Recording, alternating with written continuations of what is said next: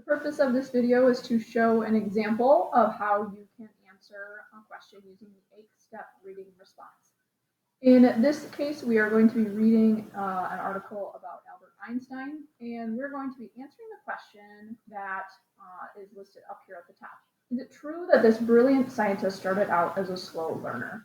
So as I am reading, I'm going to be thinking in the back of my mind how I would answer that question and looking for evidence to back up my answer. I'm going to read the article very quickly, and then we will move on to how I would answer this question. In a century marked by sweeping scientific advances, Albert Einstein was probably the most gifted scientist of all. Yet as a child, he didn't try to talk until he was older than 2. He was also shy and solitary. These traits may have led to the rumor that he flunked first grade. In fact, though he may have been quiet, Albert was curious about the world and sharp in school.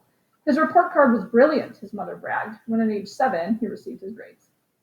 Albert was only 1 when he moved with his family to the city of Munich in Germany from Ulm, where he was born March 14, 1879. While other boys played rough and tumble games such as soldiers or tag, Albert played games demanding patience and focus. He liked to build complicated structures of wooden blocks or card houses that stood 14 stories tall. Albert's first encounter with a scientific mystery came at age 5, when his father handed him a compass. Fascinated by the way the needle always pointed north, he later wrote, "This made a deep impression on me. Something deeply hidden had to be behind things."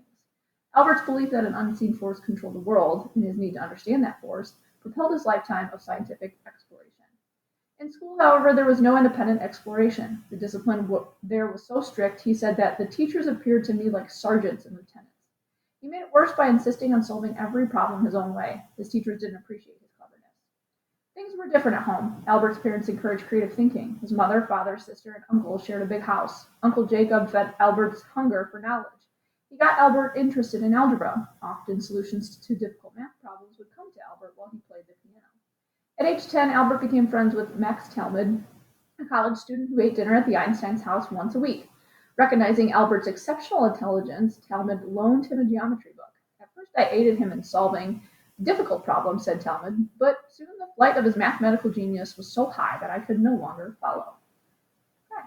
So after reading this article, I'm going to switch gears, and I have my bookmark here right next to me to show me and remind me of all the steps and the parts that I need to have for my 8-step reading response.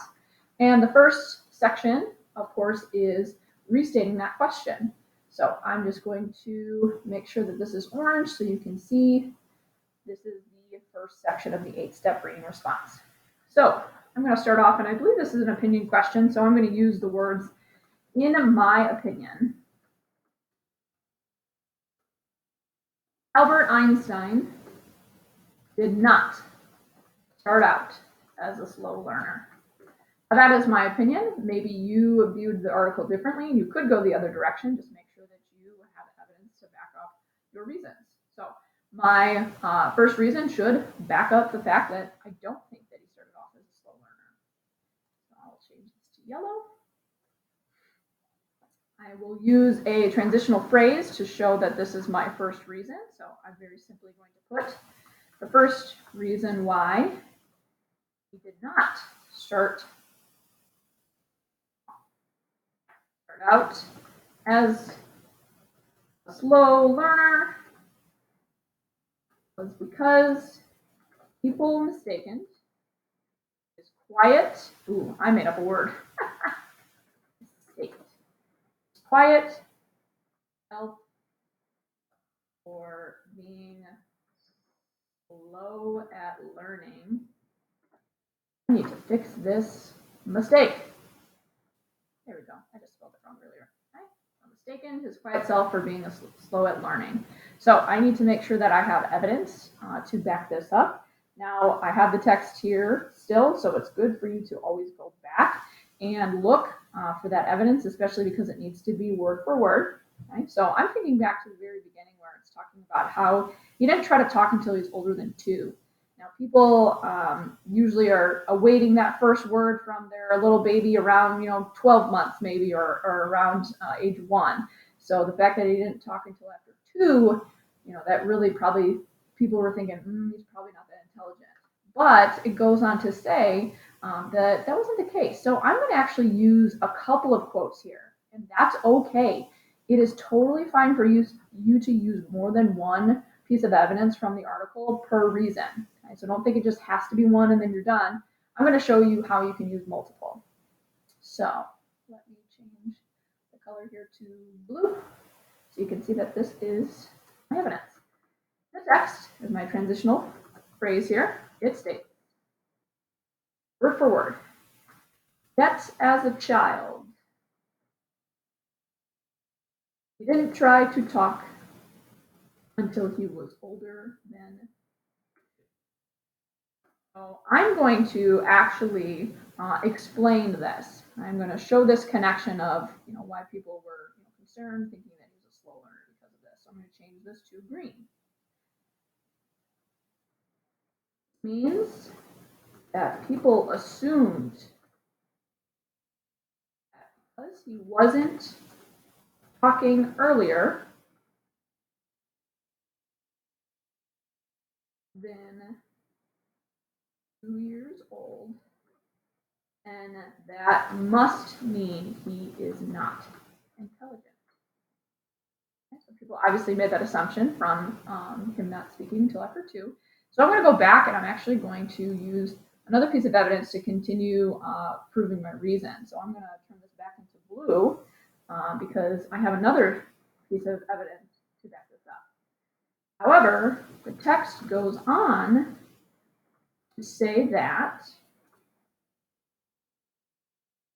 though he may have been quiet, Albert, I don't know why I keep spelling his name Albery, Albert was curious about the world and sharp in school. Okay, so I'm going to go back to green because I'm connecting this quote to my reason. So see, you can do it twice. It's okay. It actually is an even better explanation if you add more detail and more evidence to your response. This clearly shows that one does not need to begin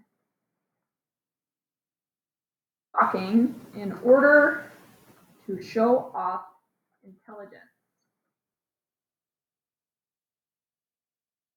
Bright people observe and can learn just as much as someone who talks constantly. I'm going to put in parentheses, maybe even more so. Sometimes when people talk too much, they don't stop to listen. They don't stop to, learn. And I'm blocking this bookmark, so I apologize. Okay, so further proving and connecting my evidence with my reason. So a good, solid first reason.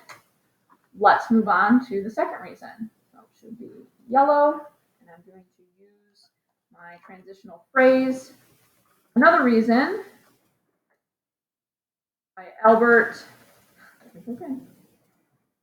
was not a slow learner as a child is because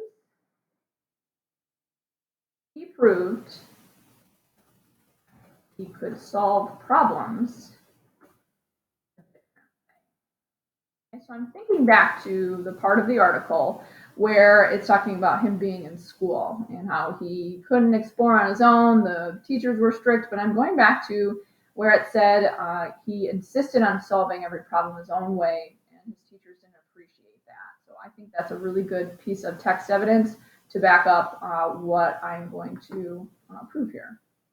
So let me make this blue, and I'm going to have another transitional phrase in the article. It says, quote,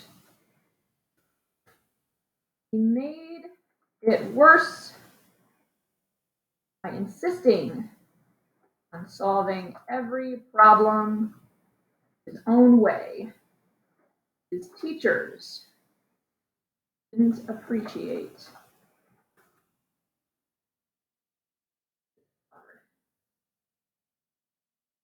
That was a direct quote, word for word from the article. Now I'm going to move on and explain how this connects with my reason that he's showing how he can solve problems in a different way. This shows that Albert was very intelligent from the start because he was showing different ways of solving problems than even the teachers knew. That's because he wasn't, this is kind of a phrase some people say, fitting the mold. That means going with what, everybody else is doing or how people supposedly say it should be done. He's not fitting the mold. Doesn't mean he was slow to learn.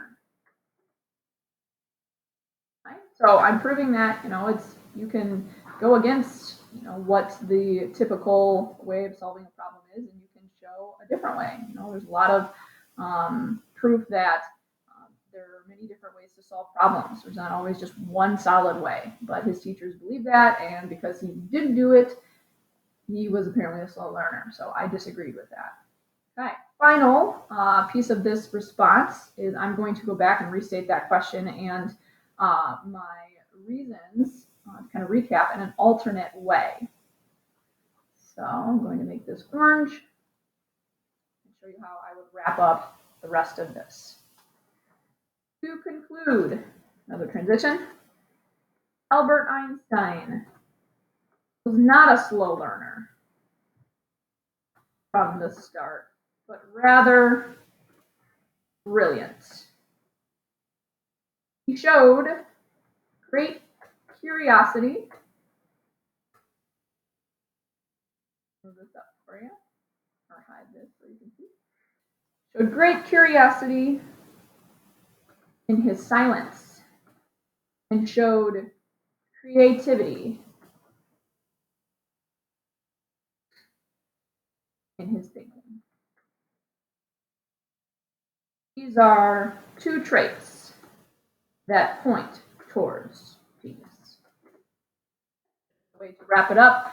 I restated those two reasons, how he was quiet but still curious, and that creative thinking that he had showed. Right? And just one final touch, one final thought-provoking sentence to end the response. Okay, so just as another way of showing how you would use the 8-step reading response format to answer a question. Notice the detail, notice the text evidence word for word. Thank you for watching, and we will continue to do this very often, my friends.